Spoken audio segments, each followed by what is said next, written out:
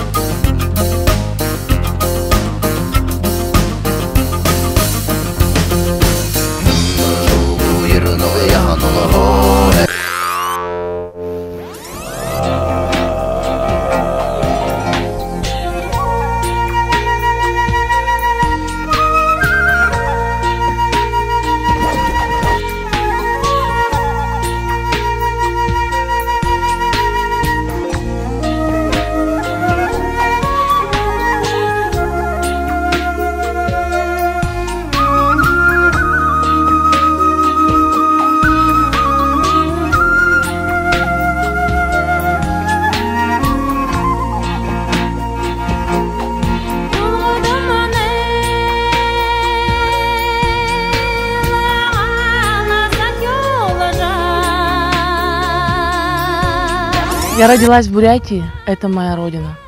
Каждый из нас приходит на эту землю, чтобы оставить свой след.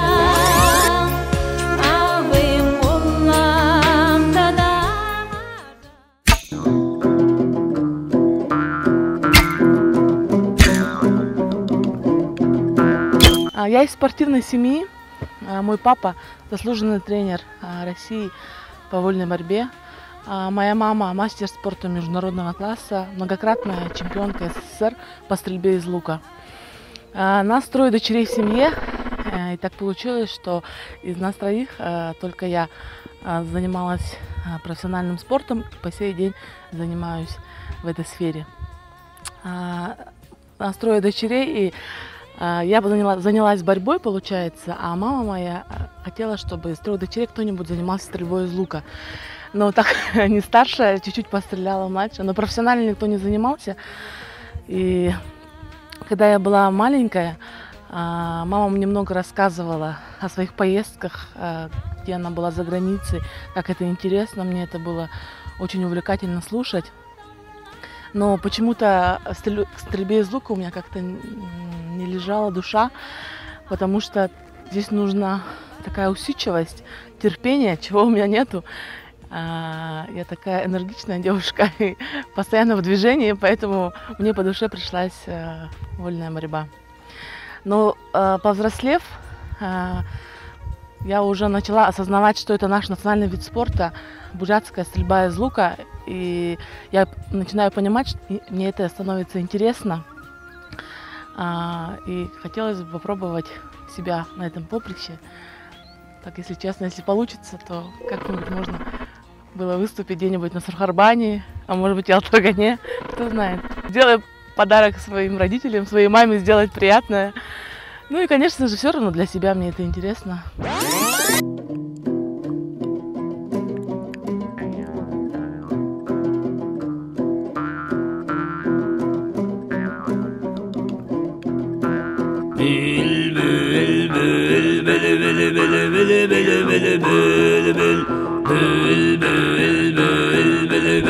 Собственно, само название Сурхарбана, как мы привыкли к нему с советского времени, как раз указывает на непосредственно стрельбу из лука.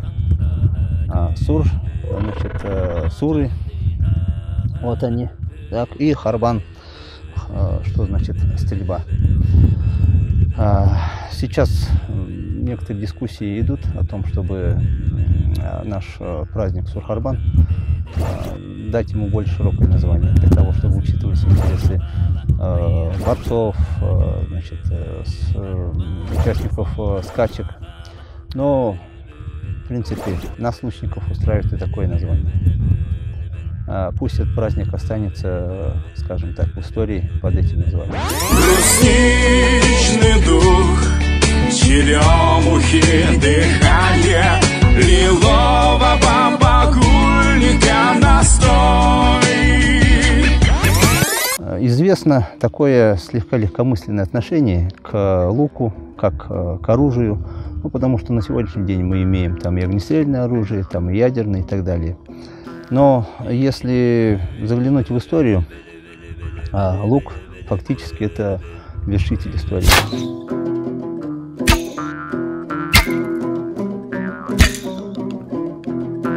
Монголы изобрели так называемый составной лук.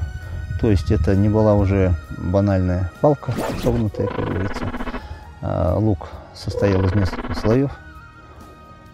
Туда, значит, варивались несколько слоев сухожилий, значит, роговые пластины.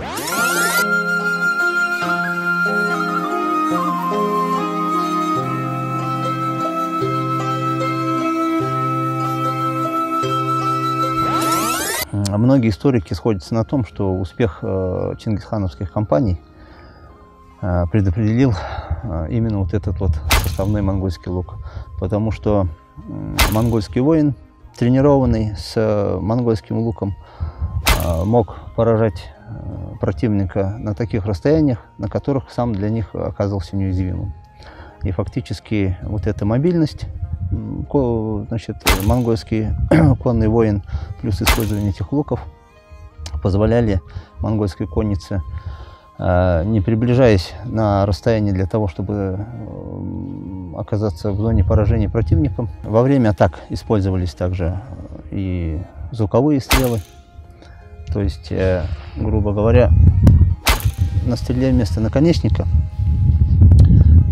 сверлились под особым углом отверстия, и сверла превращалась в такой свистящий снаряд.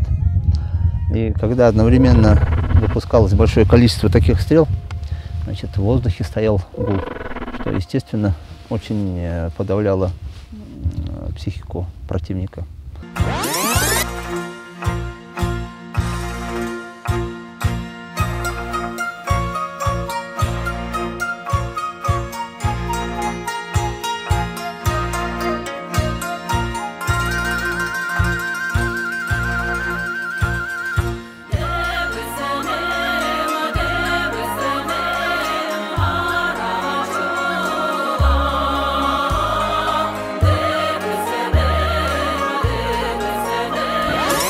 У бурят суры шились из плотной ткани, и особое отношение к содержимому. Обычно это шерсть косули или других диких животных с очень крупной остью. Почему? Потому что если это, значит, шерсть с подпушком, она хорошо воспринимает влагу, и когда турнир идет во время дождя, суры намокают, становятся очень тяжелыми, и их сложно выбить за 2-метровую зону. Таким образом обозначена. Нужна для чего? Для того, чтобы очко было засчитано стрелку, сура после попадания в нее стрелы в обязательном порядке должна оказаться за этой линией. В любом другом случае, даже если, значит, сура сюда прикатилась и под действием ветра или травы и так далее укатилась обратно, в этом случае очко стрелку не засчитывается. Ну, в этом есть некоторая интрига такая, потому что бывает такое, что попадание хорошее, значит, но чуть не в то место сура ударила, она, значит, перед стрелой разворачивается, и к разочарованию стрелка, значит, дежурящий здесь пока делает ему такой жест, что, значит, выстрел не засчитывается. Вот вы видите суры разного цвета. В центре такой цилиндрик с кисточкой. Это так называемые ласти. Попадание в него приносит стрелку наибольшее количество очков, то есть 3 очка. Так, рядом выделенные цветом красные суры. Попадание в них, значит, приносит стрелку 2 очка, а все остальные суры, значит, приносят стрелку по 1 очку. Также перед линией, на которой расположены суры, отмеряется 2-метровая зона. Так, здесь или проводится черта, или, значит, другим образом отмечается. Почему? Потому что если стрела падает, значит, до этой черты, ганга так называемая, и после этого попадает в суру, сура вылетает, в этом случае очко также не засчитывается. Если сура вылетает после того, как стрела, значит, попала в середину зоны, после этого отлетела и выбила, значит, у нас очко там или два, в этом случае стрельба, в этом случае выстрел стрелку засчитывается. За сурами, значит, из оленей устанавливается защита, которая, значит, находящихся там дальше защищает от стрел. Ну и в конце концов стрела после попадания в суру может пролететь еще порядка там 30-40 метров, для того, чтобы за ней туда не ходить, как говорится. Вот это дело у нас и используется.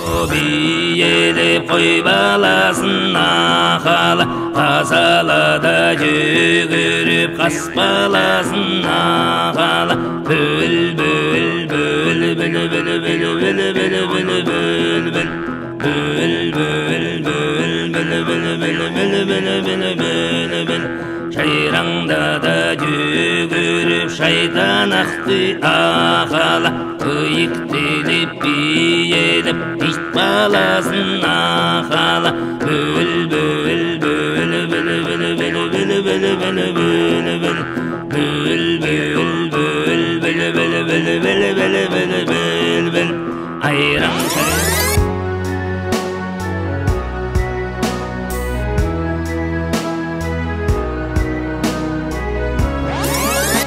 Вот наш бурятский лук. Здесь специально вырез рукоять, для того, чтобы было удобно его удерживать.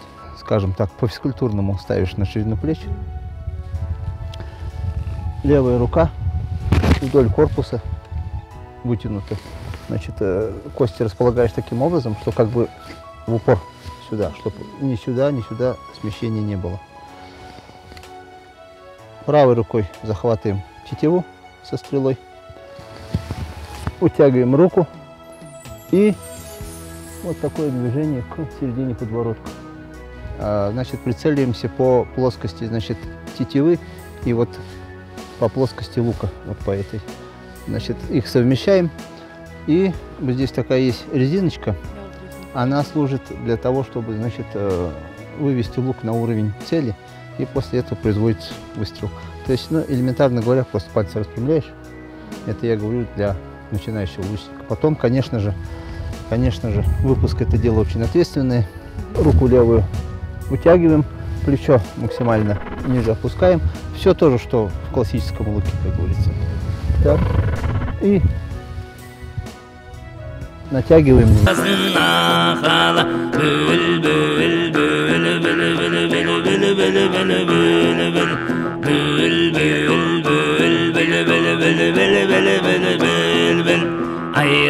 Составляющая стрельбы, которая заключена в самом человеке, в самом стрелке, она очень велика. И даже из спортивного лука, несмотря на стабилизаторы, прицельные приспособления и так далее, все равно, значит, успех стрельбы в большей мере зависит от стрелка, от его техники, от его тренированности и от его чувств. Стрельба из лука, по сути дела, медитативная такая практика. Допустим, во многих видах спорта иногда победа вырывается, значит, за счет финального спорта, когда человек, значит, выкладывается на все 100%, это сопровождается там эмоциональным подъемом, там, физическим взрывом. Для того, чтобы одержать победу в стрельбе из лука, напротив, стрелок до самого последнего выстрела должен сохранять сосредоточенность. И вот благодаря этому, наверное, благодаря тому, что стрельба даже у опытных стрелков иногда непредсказуема, благодаря этому стрельба из лука имеет свое очень большое спортивное как будущее, так и большой спортивный интерес представляет для любого человека. Потому что, прикоснувшись к стрельбе из лука, придя в стрельбу из лука, невозможно достичь какого-то совершенства. после чего сказать, что все, я постиг стрельбу из лука, мне здесь уже неинтересно, я ухожу, как говорится. Это очень дело сложное, требующее самоотдачи, требующее самоконтроля. Ну и самое главное, очень интересное дело.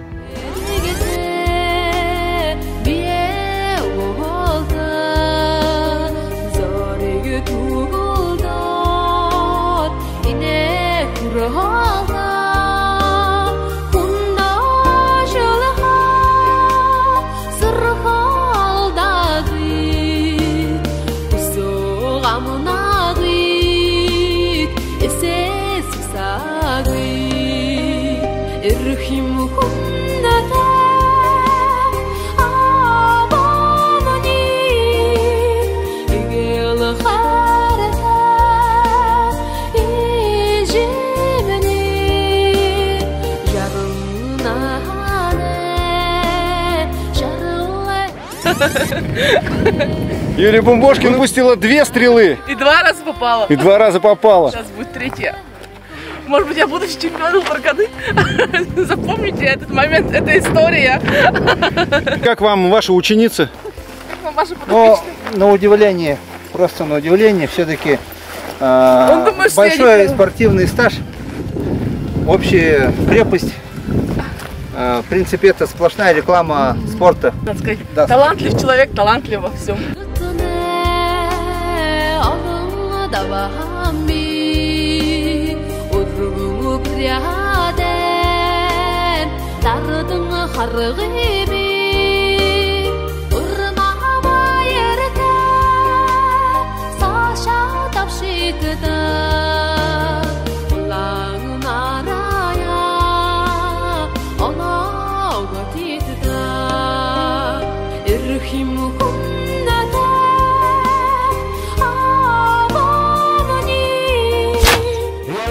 В самое ближайшее время мы увидим Юлию Бумбошкину среди участников турнира по стрельбе из национального бурятского лука. Сила воли и целеустремленность поможет этому человеку добиться новых высот в новом для нее виде спорта. Спорт наших предков. Смотрите, и вы узнаете многое.